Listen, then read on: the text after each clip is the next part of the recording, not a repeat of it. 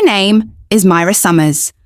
I was 41 years old, standing in a crowded high school gym, surrounded by parents, teachers, students, and cameras flashing everywhere when my entire life collapsed in front of me.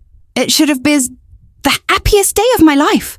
My son's graduation, a moment I'd waited for 19 years. 19 years of sleepless nights, missed meals, double shifts, sacrifices that no one ever saw. And then she walked in. My sister, Vanessa, holding a cake, smiling like she belonged there, like she had earned that moment, and written across that cake in bright blue icing were the words, "Congratulations from your real mom." I remember. My hands going cold, my chest tightening, the sound of people talking, slowly fading her into nothing, because in that moment, I realized something. She wasn't just visiting. She wasn't just showing up. She was here to take him back. After 19 years, after disappearing, after never calling, never asking, never caring. And what happened next? In that gym, didn't just shock me, it shocked everyone.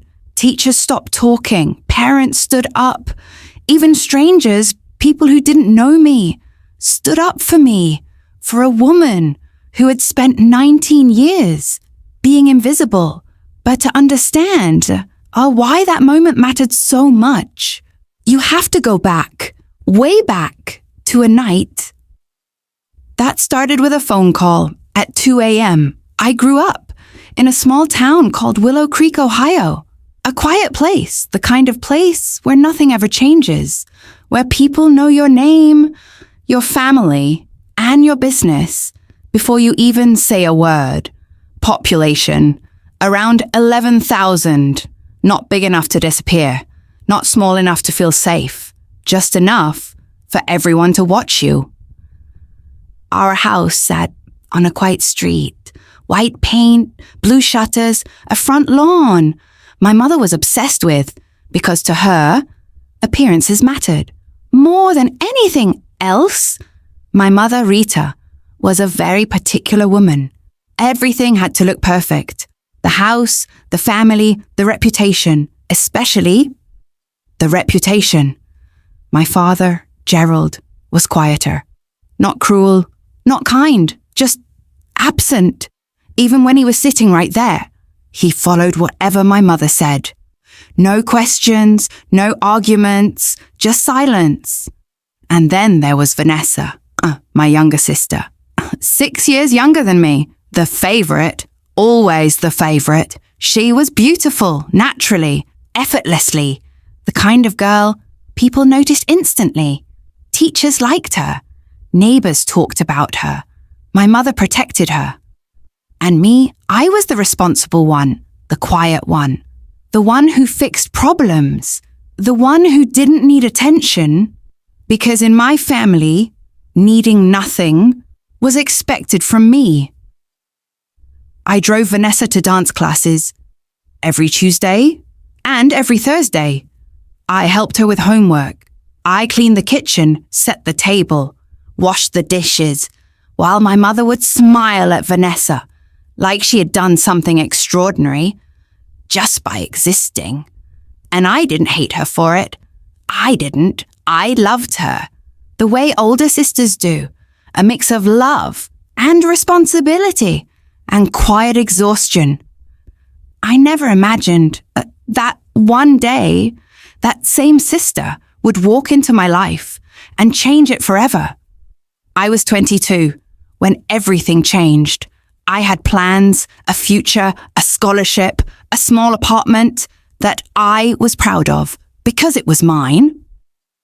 That night, my phone rang, 2 a.m. No one calls at 2 a.m. unless something is wrong. I picked up and heard my mother's voice, cold, controlled, sharp. "Come home, now!" That was it. No explanation, no emotion, just an order. I didn't ask questions. I already knew whatever was waiting for me was going to change everything. The house was quiet when I walked in. Too quiet. My mother was sitting at the table, a cup of tea, untouched. My father, standing near the fridge, arms crossed, silent. And upstairs, I could hear it, crying, "Vanessa!"